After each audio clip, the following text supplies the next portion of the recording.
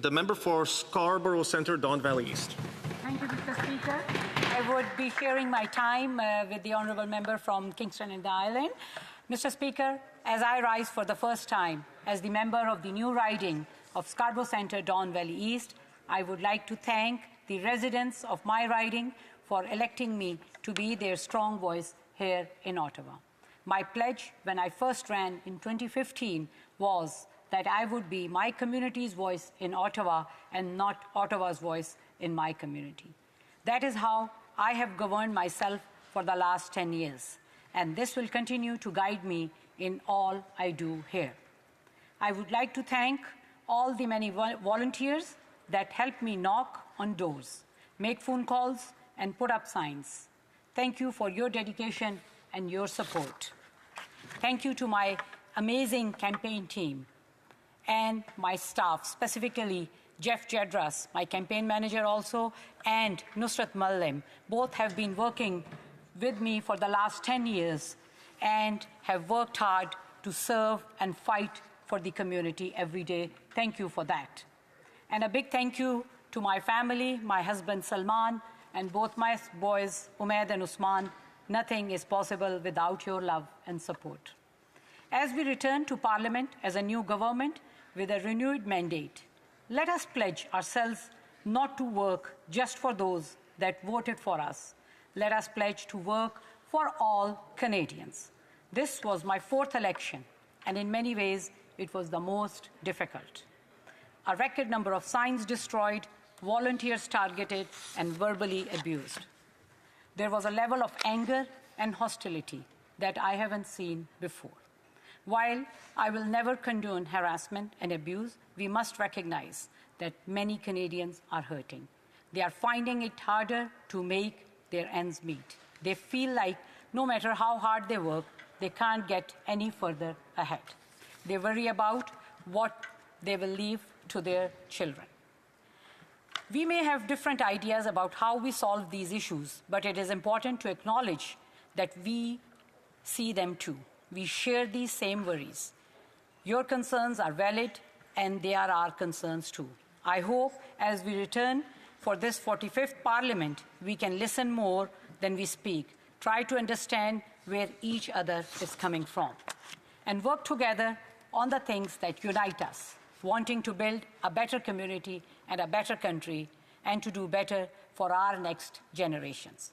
Mr. Speaker, I'm here today to speak to a Conservative motion that purports to be concerned about affordability, a concern my constituents and I share.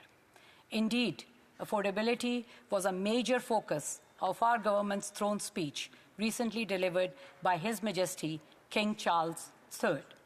I had the brief opportunity to speak with His Majesty in the other place. Following the speech, I mentioned to him that I was born in England in Coventry. I was born there as my father studied at the university there. I was born in England, raised in Pakistan, and immigrated to Canada, all the Commonwealth countries. The Commonwealth, the sovereign, and the values they represent have always been very dear and important to me. And I was gratified to see those values reflected in the speech from the throne. On the campaign trail this spring, I heard three key messages. Stand up for Canada, build more homes people can afford, and make life more affordable for everyone. And the government's agenda, as outlined in the King's speech, tackles all three issues. The Prime Minister and his government have been clear that we will resolutely defend Canada's sovereignty. It's time for a reimagined, balanced relationship with the US, prioritizes our economic strength and independence. And we need to broaden our relationships. That means stronger relationships with global trading partners and working to tear down internal trade barriers. It shouldn't be harder for an Ontario business to sell to British Columbia than it is sell to Colombia.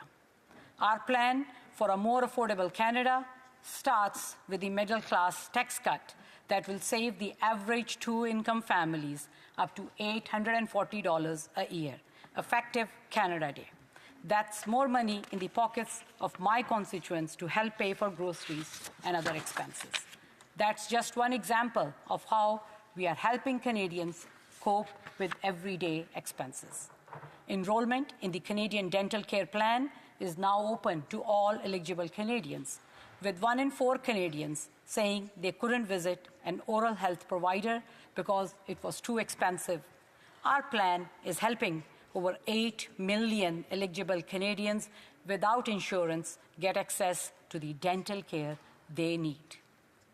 We are also helping with affordability by taking the GST off homes at or under $1 million for the first-time home buyers.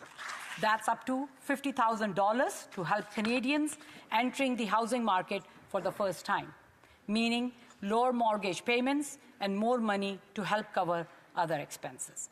Also, our government will continue to build on programs such as the Canada Child Care Program, which is saving Canadians thousands of dollars and allowing parents to return to the workforce sooner. And let's talk about housing. Mr. Speaker, in recent years, this has been the #1 issue my constituents have raised with me, whether it is apartments, townhouses, duplexes, or detached homes.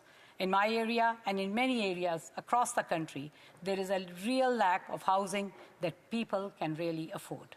Simply put, Canada needs to build more homes that people can afford. So, how do we do that? Mr. Speaker, it's time to think big with the most ambitious housing program in Canada since the World War II.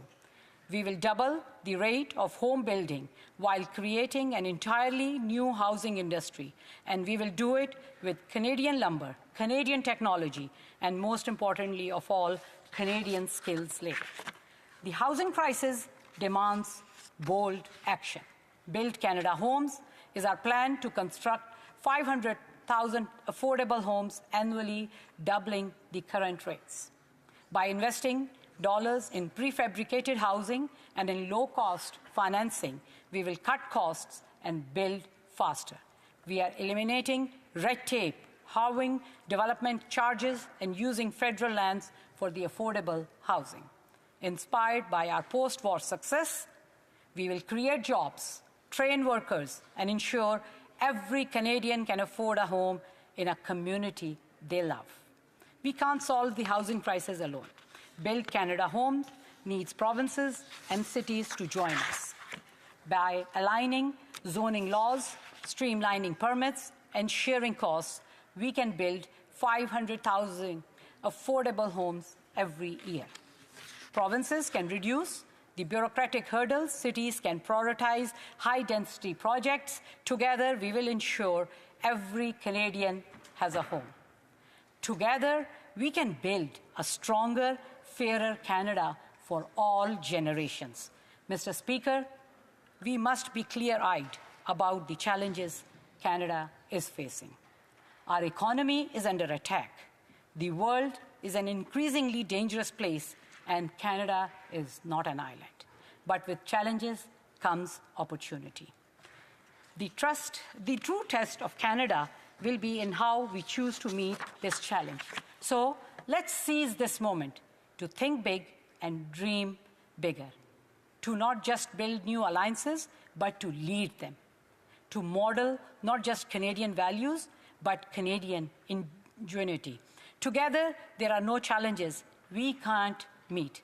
Mr. Speaker, let's bet on Team Canada, because together we are the true North, strong and free. Thank you. Questions and comments?